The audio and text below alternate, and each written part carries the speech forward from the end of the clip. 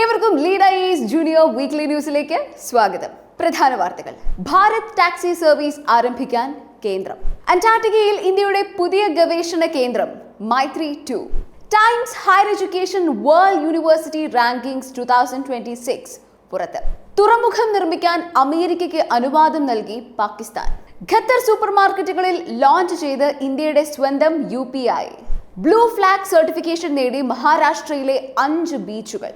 Oral ഹൈജീനെ ഹൃദയാഘാതവുമായി ബന്ധിപ്പിച്ച് പുതിയ പഠനം. വാർത്തകൾ വിശദമായി. ഇനി കുറഞ്ഞ നിരക്കിൽ പൊതുഗതാഗതം. ഡ്രൈവർമാരെ ഓഹരി ഉടമകളാക്കി കേന്ദ്ര സർക്കാരിന്റെ ഭാരത് ടാക്സി. സ്വകാര്യ വാഹനങ്ങളുടെ എണ്ണം കുറച്ച് പൊതുഗതാഗതം പ്രോത്സാഹിപ്പിക്കുന്നതിന്റെ ഭാഗമായി ഭാരത് ടാക്സി സർവീസുമായി കേന്ദ്രം. കേന്ദ്ര സഹകരണ മന്ത്രാലയത്തിന്റെയും ദേശീയ ഗവേണൻസ് ഡിവിഷന്റെയും കീഴിലാണ് ഭാരത് ടാക്സി ആരംഭിക്കുക.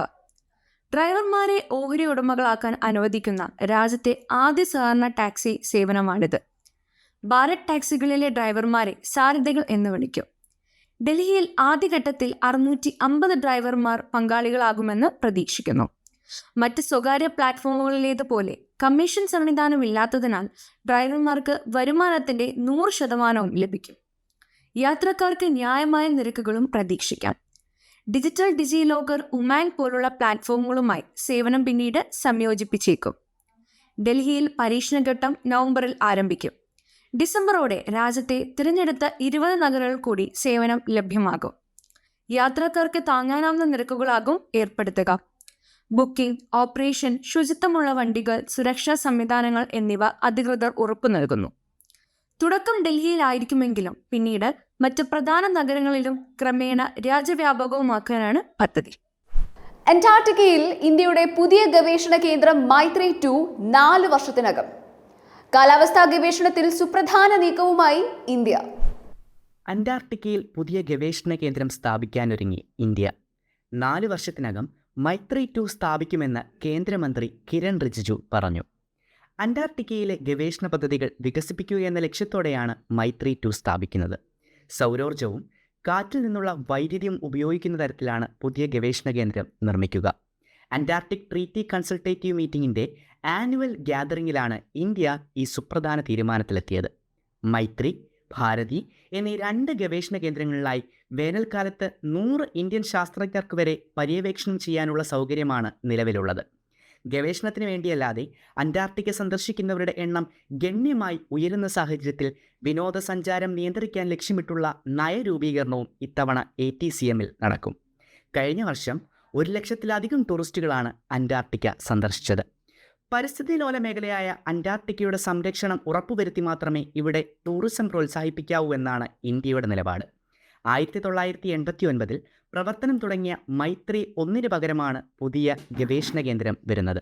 2 വർഷത്തിനകം ഗവേഷണ കേന്ദ്രത്തിന്റെ രൂപകൽപ്പന പൂർത്തിയാകുമെന്ന് ഭൗമശാസ്ത്ര മന്ത്രാലയം സെക്രട്ടറി ഡോക്ടർ M. രവിചന്ദ്രൻ പറഞ്ഞു.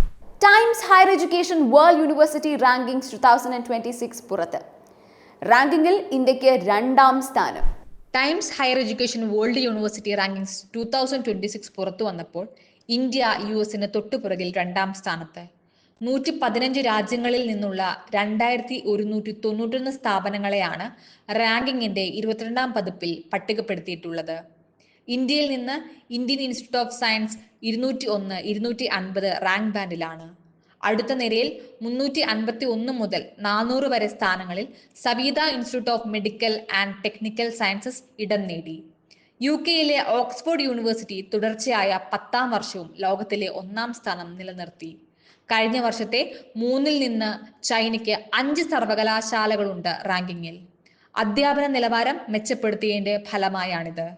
Times Higher Education World University റാങ്കിങ്ങുകൾ സർവകലാശാലകളുടെ ഏറ്റവും പ്രസിദ്ധമായ ആഗോള വിലയിരുത്തലുകളിൽ ഒന്നാണ്. പഠനാന്തരീക്ഷം, ഗവേഷണ നിലവാരം, വ്യവസായ ഇടപെടലുകൾ എന്നിങ്ങനെയുള്ള വിശാലമായ മാനദണ്ഡങ്ങളിലൂടെയാണ് ടൈംസ് സ്ഥാപനങ്ങളെ വിലയിരുത്തുന്നത്. എന്നാൽ ഇത്തവണ ഇന്ത്യൻ സർവകലാശാലകൾ ഒന്നും തന്നെ ആദ്യ 200 സ്ഥാപനങ്ങളുടെ പട്ടികയിൽ ഇടം നേടിയിട്ടില്ല. തുറമുഖം നിർമ്മിക്കാൻ അമേരിക്കയ്ക്ക് അനുവാദം നൽകി പാകിസ്ഥാൻ. പാകിസ്ഥാനിൽ ചൈന നിർമ്മിക്കുന്ന ഗ്വാദർ തുറമുഖത്തിന് ഭീഷണിയാകാൻ ഒരുങ്ങുകയാണ് പോർട്ട് ഓഫ് പാസ്നി. ഇന്ത്യയ്ക്കും ചൈനയ്ക്കും ഒരുപോലെ ഞെട്ടലുണ്ടാക്കിക്കൊണ്ടാണ് പാസ്നി തുറമുഖം നിർമ്മിക്കാനുള്ള അനുമതി പാകിസ്ഥാൻ അമേരിക്കയ്ക്ക് നൽകുന്നത്.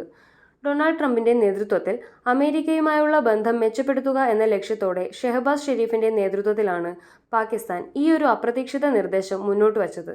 ബലൂചിസ്ഥാനിലെ ഗ്വാദർ ജില്ലയ്ക്കടുത്തായാണ് ഈ തുറമുഖം നിലവിൽ വരിക. ഇവിടെയാണ് ചൈന നിർമ്മിച്ച് പ്രവർത്തിപ്പിക്കുന്ന ഗ്വാദർ തുറമുഖം നിലനിൽക്കുന്നത്. കൂടാതെ ഇന്ത്യ വികസിപ്പിച്ചുകൊണ്ടിരിക്കുന്ന ഇറാനിലെ ചബഹാർ തുറമുഖത്തിൽ നിന്നും വെറും 300 കിലോമീറ്റർ അകലെയാണ് പാസ്നി തുറമുഖത്തിന്റെ സ്ഥാനം.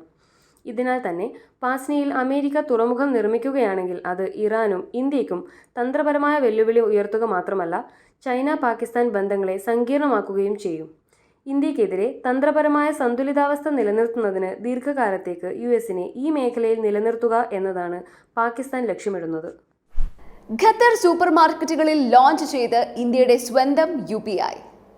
ഖത്തർ നാഷണൽ ബാങ്ക് മുഖേനയാണ് ഇത് നടപ്പിലാക്കുന്നത്. ഇന്ത്യയുടെ സ്വന്തം ഡിജിറ്റൽ പണമിടപാട് സംവിധാനമായ UPI ഖത്തറിലും സജീവമാകുന്നു.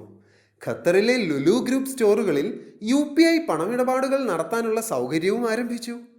ഖത്തർ നാഷണൽ ബാങ്കുമായി ചേർന്നാണ് ലുലു UPI സേവനം അവതരിപ്പിച്ചത്. രൂപയിലും ദിർഹത്തിലും ഉപഭോക്താക്കൾക്ക് ഇതുപയോഗിച്ച് ഇടപാട് നടത്താനാകും. 8.5 ലക്ഷത്തോളം വരുന്ന ഇന്ത്യൻ പ്രവാസികൾക്കും ഇന്ത്യയിൽ നിന്നെത്തുന്ന സഞ്ചാരികൾക്കും ഇത് ഗുണം ചെയ്യും. ഖത്തറിൽ UPI സേവനങ്ങളുടെ ലോഞ്ചിങ് നിർവഹിച്ച കേന്ദ്രമന്ത്രി പീയൂഷ് ഗോയൽ ഇന്ത്യ ഖത്തർ വാണിജ്യ സഹകരണത്തിന് ഇത് കൂടുതൽ വേഗം പകരുമെന്ന് അഭിപ്രായപ്പെട്ടു.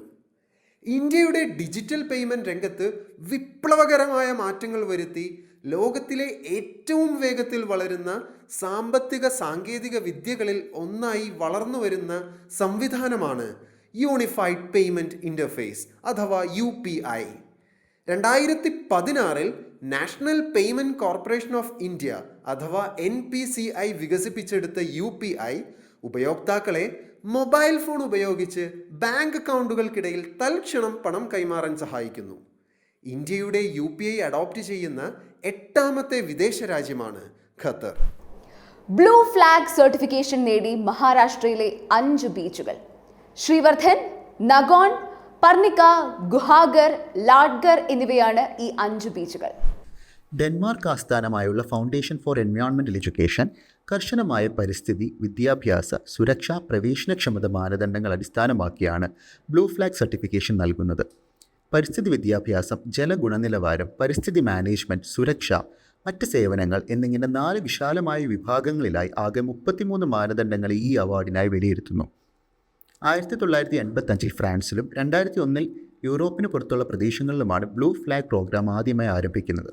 ബീച്ചുകൾ, മറീനകൾ, സുസ്ഥിര ബോട്ടിംഗ്, ടൂറിസം ഓപ്പറേറ്റർമാർ എന്നിവർക്കുള്ള ലോകത്തിലെ ഏറ്റവും അംഗീകൃത അവാർഡുകളിൽ ഒന്നാണിത്. ഒഡീഷയിലെ കൊണാർക്ക് തീരത്ത് സ്ഥിതി ചെയ്യുന്ന ചന്ദ്രഭാഗ ബീച്ചാണ് ബ്ലൂ ഫ്ലാഗ് സർട്ടിഫിക്കേഷൻ ലഭിക്കുന്ന ഇന്ത്യയിലെ ആദ്യത്തെ ബീച്ച്. കേന്ദ്രഭരണ പ്രദേശങ്ങളിൽ ഉൾപ്പെടെയുള്ള 10ൽ അധികം ഇന്ത്യൻ ബീച്ചുകൾ ഇതുവരെ ഈ അവാർഡ് നേടിയിട്ടുണ്ട്. ദന്തശുചിത്വത്തെ ഇനി വ്യക്തി ശുചിത്വത്തിന്റെ മാത്രം ഭാഗമായി കാണാൻ വരട്ടെ. അടുത്തിടെ നടത്തിയ ഒരു പഠനത്തിൽ വായയുടെ ശുചിത്വക്കുറവ് ഹൃദയാഘാതത്തിന് നേരിട്ട് കാരണമാകുമെന്ന് കണ്ടെത്തിയിരിക്കുകയാണ് ശാസ്ത്രലോകം. ഇന്ന് മനുഷ്യർ നേരിടുന്ന പ്രധാന രോഗാവസ്ഥകളിൽ ഒന്നാണ് ഹൃദയാഘാതം. മരണത്തിന് വരെ കാരണമാകുന്ന ഈ അവസ്ഥയിലേക്ക് നയിക്കുന്ന അപകട ഘടകങ്ങൾ കണ്ടെത്തുന്നതിനുള്ള നിരന്തരമായ ശ്രമം ഇപ്പോഴും ശാസ്ത്രലോകം തുടരുകയാണ്. എണ്ണമയമുള്ള ഭക്ഷണം കഴിക്കുന്നത്, അലസമായ ജീവിതശൈലി, ഉറക്കക്കുറവ് തുടങ്ങിയ പല കാരണങ്ങളും ഇതിനകം കണ്ടെത്തിയിട്ടുമുണ്ട്. എന്നാൽ ഹൃദയാഘാതത്തിന് കാരണമാകുന്ന വളരെ അസാധാരണമായ ഒരു ഘടകത്തെക്കുറിച്ചാണ് പുതിയ പഠനം. വായിലെ ബാക്ടീരിയകൾ ഹൃദയാഘാതത്തിന് കാരണമാകുന്നു എന്നാണ് ഈ പഠനം. അമേരിക്കൻ ഹാർട്ട് അസോസിയേഷൻ ജേണലിൽ പ്രസിദ്ധീകരിച്ച പഠനത്തിലാണ് ഇക്കാര്യം വ്യക്തമാക്കുന്നത്. വായിൽ സാധാരണയായി കാണുന്ന വിരിഡൻ സ്ട്രെപ്റ്റോകോക്കി എന്ന ബാക്ടീരിയയാണ് വില്ലൻ. പല്ലു തേക്കുകയോ ചവയ്ക്കുകയോ പോലുള്ള ദൈനംദിന പ്രവർത്തനങ്ങൾക്കിടയിൽ ഇവ രക്തപ്രവാഹത്തിൽ പ്രവേശിക്കുകയും ഇത് ധമനികൾക്കുള്ളിൽ ബയോഫിലിംസ് രൂപപ്പെടുന്നതിന് കാരണമാകുകയും ചെയ്യുന്നു. ഒരു പ്രതലത്തിൽ ബാക്ടീരിയകൾ ഒട്ടിപ്പിടിച്ച് തങ്ങൾക്ക് ചുറ്റും ഒരു സംരക്ഷണ കവചം തീർക്കുമ്പോൾ രൂപപ്പെടുന്നതാണ് ബയോഫിലിംസ്. ഈ കവചം കാരണം ആന്റിബയോട്ടിക്കുകൾക്കോ ശരീരത്തിലെ പ്രതിരോധ കോശങ്ങൾക്കോ അവയുടെ അടുത്തേക്ക് എത്താനും നശിപ്പിക്കാനും പ്രയാസമാണ്. തുടർന്ന് ഇവ ധമനികളിൽ ബ്ലോക്ക് ഉണ്ടാക്കുകയും അത് ഹൃദയാഘാതത്തിലേക്ക് നയിക്കുമെന്നും ഗവേഷകർ മുന്നറിയിപ്പ് നൽകുന്നു. ഇതോടെ ഈ ആഴ്ചയിലെ വീക്ക്ലി ന്യൂസ് അവസാനിക്കുന്നു. നന്ദി, നമസ്കാരം. Lead IAS Junior, India's #1 civil services talent development course for school students.